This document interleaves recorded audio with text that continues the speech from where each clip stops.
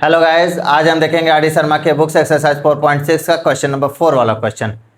इस क्वेश्चन में कहा गया है कि दो नंबरों का सम इसमें दिया हुआ है ए एंड बी क्या है 15 है, और उनके रेसिप्रोकल का जो सम है ए 1/a 1/b दे रखा है 3/10 है। तो फाइंड द नंबर्स पता करना है हमें। क्लियर है?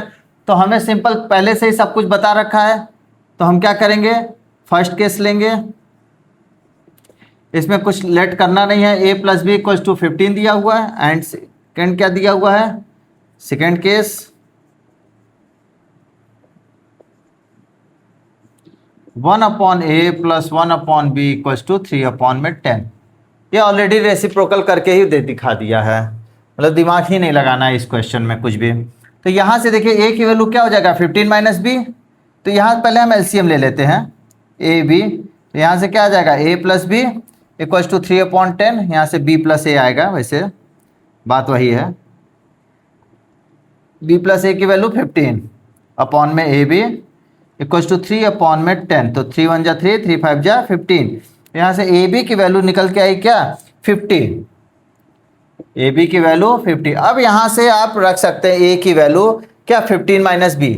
ए की वैल्यू आप क्या रखेंगे 15 - का b × b = 50। यहाँ पे ओपन करेंगे 15b - का b² = 50। तो यहाँ से देखिए इस सबको उधर ले जाइए, b² - 15b + का 50 = 0। ये आपका आ गया क्या क्वाड्रेटिक इक्वेशन।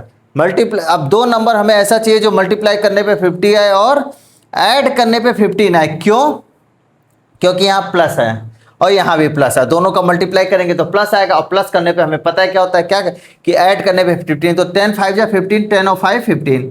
क्लियर है? तो 10 और 5 आ जाएगा हमारे पास दो नंबर। सिंपल है। तो b कॉमन लेंगे b - 10 -5 कॉमन लेंगे तो b - 10 = 0। तो यहाँ से b - 10 आया एक ठो और एक आया b - 5 = 0। तो एक बार क्या करते हैं हम इसको =0 करते हैं, एक बार इसको =0 करते हैं। तो पहले क्या लेते हैं, देखिए b - 10 = 0 किया हमने, तो b की वैल्यू 10। और फिर दूसरे केस में b - 5 को 0 किया तो b की वैल्यू क्या निकल के आ गई 5।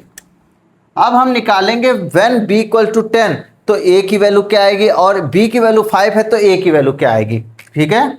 तो यहाँ से अगर पहला लेते हैं इफ b की वैल्यू अगर 10 है तो a की वैल्यू क्या होगी आपकी 15 - b। तो a की वैल्यू क्या निकल के आएगी 15 - 10 = इधर कर देते हैं, यहाँ से लिख देते हैं a की वैल्यू क्या है 15 - b। तो a की वैल्यू क्या आ गई 15 - का 10, तो a की वैल्यू 5 आ गई। मतलब b की वैल्यू जब 10 थी तो a की वैल्यू 5। दूसरे केस में इफ b की वैल्यू 5 है, ठीक है, दूसरा केस लेते हैं। तो a की वैल्यू 10 - 15 - 10 15 - b है, तो a की वैल्यू 15 - 5, तो a की वैल्यू क्या आ गई 10। क्लियर है? तो हमारा रिजल्ट क्या आया,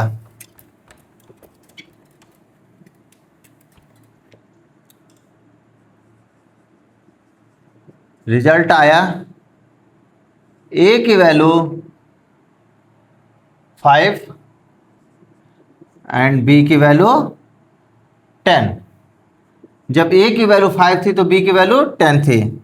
और सेकेंड वाला अगर a की वैल्यू 10 थी तो b की वैल्यू 5 थी। ये दो रिजल्ट आया हमारे पास। क्लियर है?